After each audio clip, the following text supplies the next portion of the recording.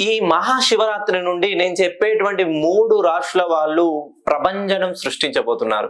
వీళ్ళకి ప్రతి విషయంలోనూ కలిసి వస్తుంది. ఎవరైతే మిథున రాశిలో జన్మించారో, మరియు ధనస్సు రాశిలో జన్మించారో, మరియు కుంభ రాశిలో జన్మించారో, ఈ 3 రాశుల వాళ్ళు ఇంకా విజయ శంఖారావం మోగించబోతున్నారు.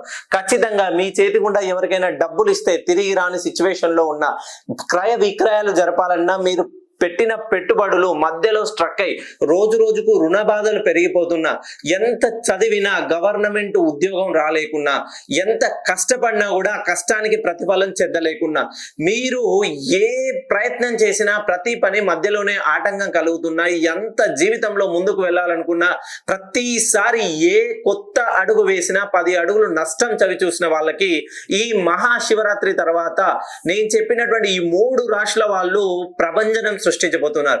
ఖచ్చితంగా మీకు జన్మతః ఈ 3 రాశుల్లో మీరు జన్మించినట్లయితే ఒక్కసారి మీ పేరులో ఉన్నటువంటి సంఖ్యాబలాన్ని సరిచేసుకోండి. మీ పేరును మొత్తాన్ని కొడితే 13, 18, 21, 31 ఈ నెంబర్లు వస్తే ఖచ్చితంగా మీ పేరులో ఏదో ఒక దోషం ఉన్నట్లే. ఎందుకంటే ఎప్పుడైనా 2 చేతులు జోడిస్తేనే శబ్దం అనేది ఉత్పత్తి అవుతుంది.